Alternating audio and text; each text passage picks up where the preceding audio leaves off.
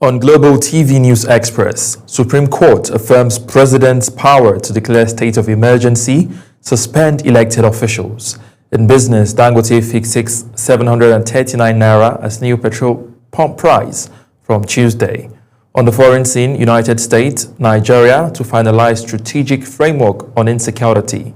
And in sports, Confederation of African Football unveils guide on teams, tickets, orders. Hello and welcome to all our viewers in Nigeria and around the world to News Express on Global Television, coming to you live from the nation's capital, Abuja. I am Mukhtar Kasim. A quick reminder that Global Television is on DSTV channel 365 and on StarTimes channel 276. And now, the news in details.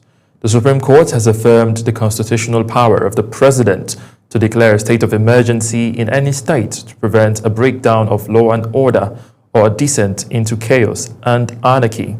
Delivering the lead judgment, Justice Muhammad Idris held that Section 305 of the 1999 Constitution empowers the President to adopt extraordinary measures to restore normalcy where a state of emergency has been declared. In a split decision of 6-1, the Apex Court upheld the President's authority under the Constitution to proclaim a state of emergency. The court further held that during such a period, the President may suspend elected officials provided any such suspension is for a limited duration. President Bola Tinubu has rallied West African leaders to close ranks against fresh shocks to democracy, citing the recent coup attempt in Benin Republic and renewed instability in Guinea-Bissau. Represented by Vice President Kashim Shettima, the President made the call in his opening address at the 68th Ordinary Session of the ECOWAS Heads of State and Government at the State House, Abuja. This came as Chabi Yayi, son of former Beninese President and current opposition figure Thomas Yayi, was arrested early Sunday at his home. Away from the presidency, the Chief of Army Staff, Lieutenant General Waidi Shuaib, says President Bola Tinubu has approved the establishment of a Nigerian Army depot in Abakaliki, Ogun State, after the one at Oshogbo in Osun State. General Shuaib said the establishment will boost the statistics of combat recruits for deployment and will soon come to stream. He added that when the Army depot is ready, it will complement the strategic plan of a surge in the number of well-trained troops available for deployment to all parts of the country. The senator representing Borno's South, Ali Ndume, has faulted the composition of President Bola Tinubu's ambassadorial nominee, describing the list as lopsided and in breach of the federal character principle.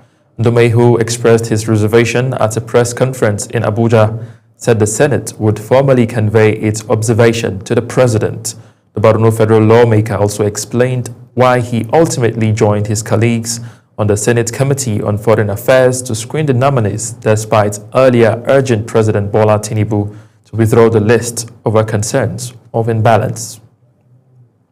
And now to electoral matters, where the Independent National Electoral Commission (INEC) has commenced online accreditation for journalists and media organizations that intend to cover the 2026 Federal Capital Territory Area Council election scheduled for Saturday, February 21, 2026. In a notice released, the Commission announced the accreditation exercise is open to interested media organizations seeking to deploy journalists for election coverage. INEC stated that applications must be submitted through its official media accreditation portal. Meanwhile, the Independent National Electoral Commission (INEC) in Osun State says it is not aware of another primary by the Accord Party in the state. A faction of the Accord Party in Osun State had reportedly held a primary election, which produced Bami Bola Clement as its candidate in the August 8, 2026 governorship poll. The fresh primary comes days after an earlier one last week, Wednesday, which produced Governor Ademola Adeleke as Accord Party's governorship candidate for next year's election.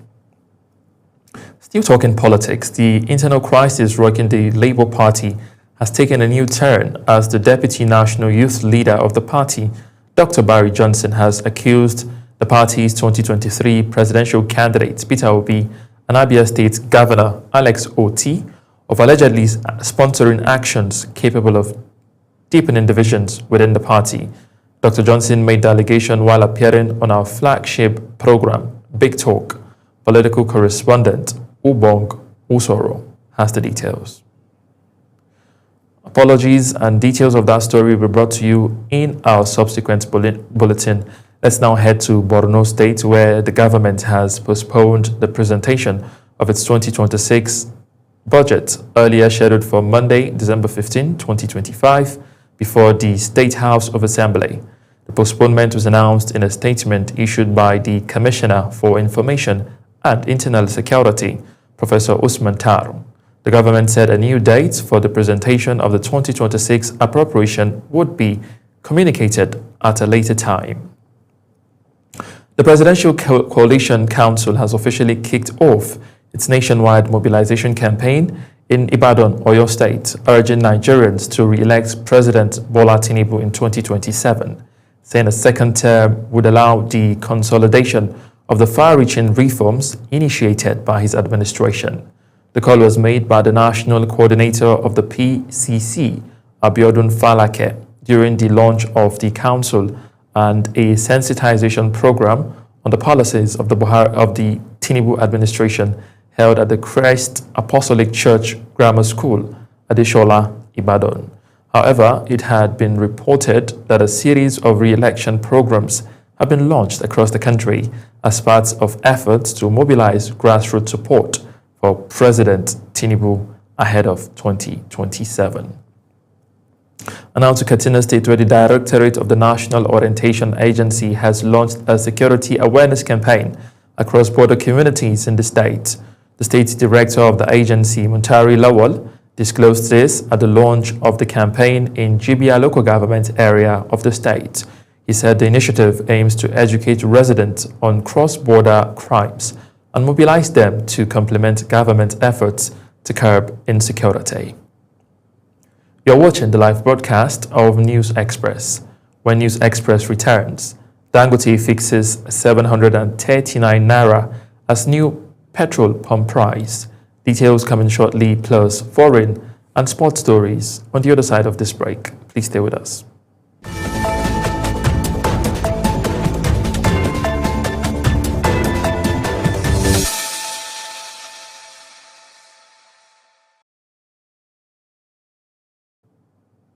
You're welcome back from that break, and now to business news, where the federal government has commenced a phased development of grazing reserves across the country, beginning with 3 pilot locations in Gombe, Plateau, and the Federal Capital Territory, as part of a broader inter-ministerial effort involving state government and the private sector.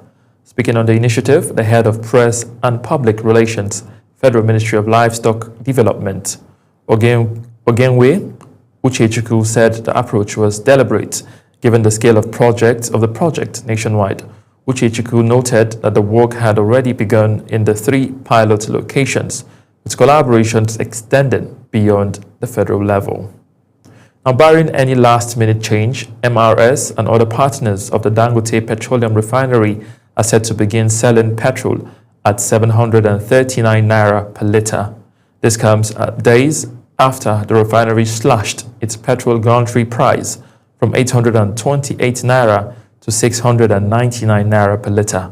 Speaking at a press briefing at the Lekki refinery, the president of the Dangote Group, Aliko Dangote, said he was aware that despite lower gantry prices, some filling stations often choose to keep pump prices high, thereby sabotaging his efforts. France has urged the European Union to postpone a vote on a trade deal with the South American bloc Mercosur, saying conditions are not yet in place for an agreement. In a statement from Prime Minister Sebastian Lecornu's office, Paris said that the European Union member state cannot vote on the trade agreement in its current state. European Commission President Ursula von der Leyen is due to visit Brazil to finalize the landmark trade pact, which the 27 member unions has been negotiating with the Mercosur trade bloc for more than 20 years. And now to the foreign scene, where the United States Congressman Riley Moore says his country and Nigeria are nearing a significant milestone in the fight against terrorism in Nigeria, with an agreement on a strategic security framework being finalized. In a post on X, Moore said the proposed framework would focus on combating extremist groups operating in the northeast and the Middle Belt region of the country and ending the genocide against Christians. His comments followed a fact-finding mission to Nigeria, where he witnessed firsthand the devastating impact of violent extremism on the civilian population in Benue and Plateau states. The Economic Community of West African States, ECOWAS, has reaffirmed its commitment to democratic governance in the sub-region. It stated this after the 68th ordinary session of the ECOWAS authorities of heads of state and government at the State House in Abuja. The sub-region, which announced plans to impose sanctions on coup makers, decried the coup in Guinea-Bissau and the attempted coup in Benin Republic. In the meantime, West African bloc ECOWAS has threatened targeted sanctions on anyone obstructing Guinea-Bissau's return to civilian rule following last month's coup.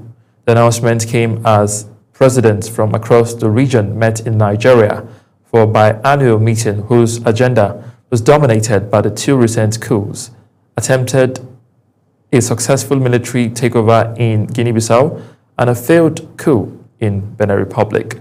Our correspondent Zarau Nasir reports.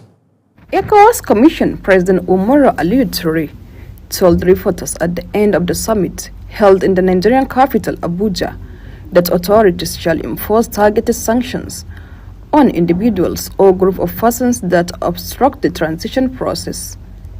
Toure also said that the ECOWAS peacekeeping force deployed in Guinea-Bissau, a small coup-prone West African country, since 2022, was authorized to provide protection to all political leaders and national institutions. Sanctions are on the table, and it will be applied on any institution or any person found to be contributing found to be working against efforts to return the country to constitutional order. The twin disruptions of civilian rule last month in Guinea-Bissau and a week ago in Benin have rattled the ECOWAS, which condemned both at the summit.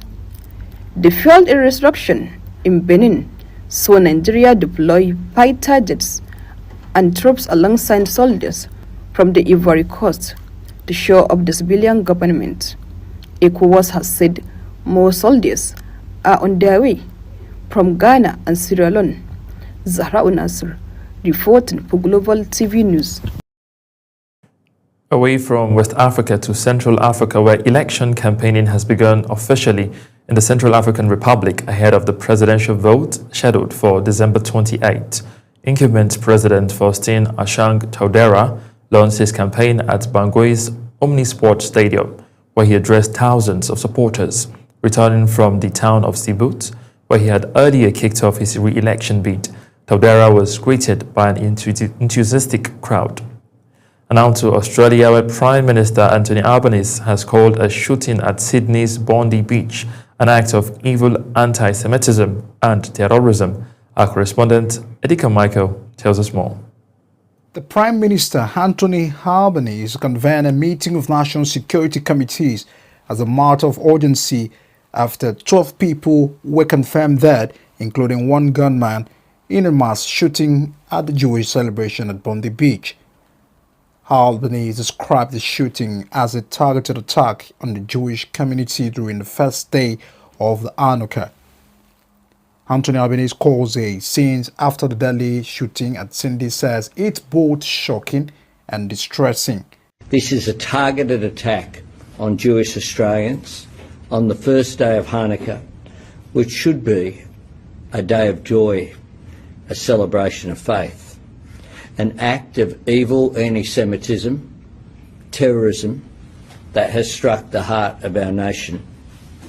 An attack on Jewish Australians is an attack on every Australian, And every Australian tonight will be, like me, devastated on this attack on our way of life. Our police and security agencies are working to determine anyone associated with this outrage. Our agencies will provide you with factual updates as quickly as possible as they continue to emerge. We have seen Australians today run towards danger in order to help others. These Australians are heroes, and their bravery has saved lives. As Prime Minister, I say on behalf of all Australians to the Jewish community, we stand with you, we embrace you, and we reaffirm tonight that you have every right to be proud of who you are and what you believe. You have the right to worship and study and live and work in peace and safety, and you enrich us as a nation. You should never have to endure the loss that you have suffered today. You should never know the fear that you know tonight. We will dedicate every resource required to making sure you are safe and protected. You are Australian, and all Australians are with you today and every day. World leaders have also reacted, from French President Emmanuel Macron condemning the shooting as an anti-Semitic attack and vowed to continue fighting against the anti-Semitic hatred. Italian Premier Giorgia Meloni offered condolences and called for firm resolve against any form of violence and anti-Semitism. Israel President Isaac Herzog was among the first to comment publicly, saying that his heart goes out to Jewish sisters and brothers in Sindhi who have been attacked by the vile terrorists as they want to light the first candle of Hanukkah. Prior to this sad incident, a Hanukkah celebration is one of the most important events in the Jewish calendar, which was taking place at the famed beach where around 1,000 people showed up to participate. Deacon Michael reporting for Global TV News. In a related development, Australia's Prime Minister Anthony Albanese has proposed tougher gun laws following a mass shooting at Sydney's Bondi Beach that left 15 people dead during a Jewish festival. Our correspondent has the details. The attack occurred on Sunday evening as the crowd gathered to mark the start of Hanukkah, when two suspected gunmen, a father and a son, opened fire on the packed beach. Police confirmed the 50-year-old father was legally licensed to own 6 firearms, all of which are believed to have been used in the shootings. Prime Minister Albanese says the incident highlights the need for stricter gun control measures, including limiting the number of firearms an individual can own, and says the proposal will be presented to a national cabinet meeting with state premiers. And I want to conclude finally by saying that the government is prepared to take whatever action is necessary. Included in that is the need for tougher gun laws. And this afternoon at 4 o'clock I will put on the agenda of the National Cabinet. Mass shootings have been rare in Australia since the 1996 Port Arthur massacre, which claimed 35 lives and led to the sweeping gun reforms widely regarded as a global benchmark. Those measures included a nationwide gun buyback, a national firearm register, and tighter restriction on semi-automatic weapons. Albanese says the Bondi tragedy has reignited debate on whether Australia's gun laws now need to be strengthened.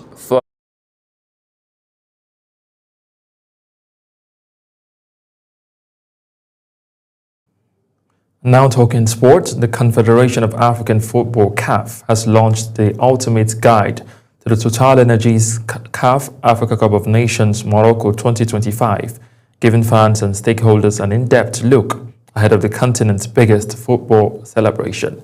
The guide provides comprehensive details about the tournament, including match schedules, host cities, stadiums, team profiles, and key players to watch. It also offers insight into CAF's initiative to enhance fan experience, security protocols, and ticketing information, ensuring a seamless and enjoyable event for spectators. CAF officials highlighted that the guide is designed to keep fans informed and engaged in the lead to the tournament. In the meantime, Nigeria has won the gold medal in the women's beach volleyball event at the African Youth Games in Angola. after a commanding straight-set victory over Egypt.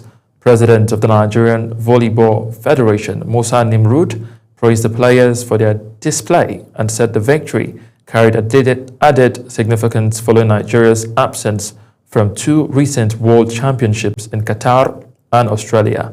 Nimrud said the result reflected the country's rising status on the continental stage.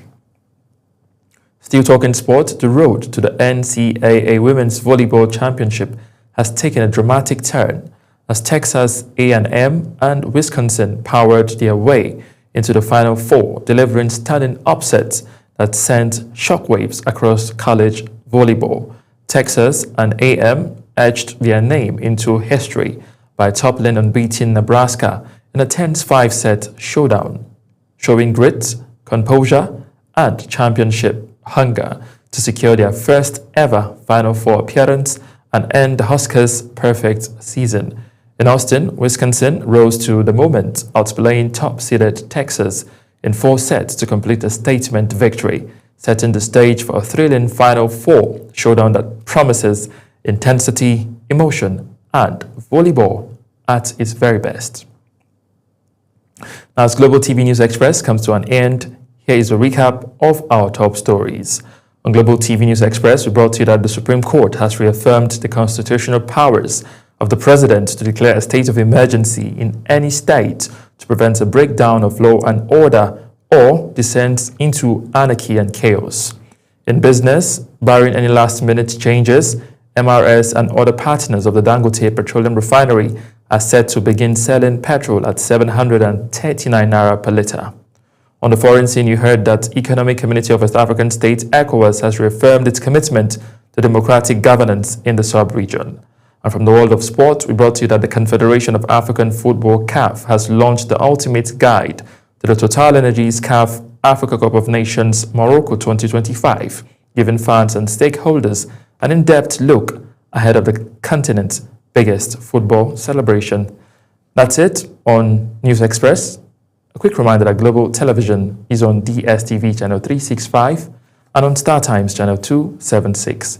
Kindly follow us across all social media platforms now showing on your screen using our Global TV NG. I am Mukhtar Kasim. Saying a very big thank you for watching.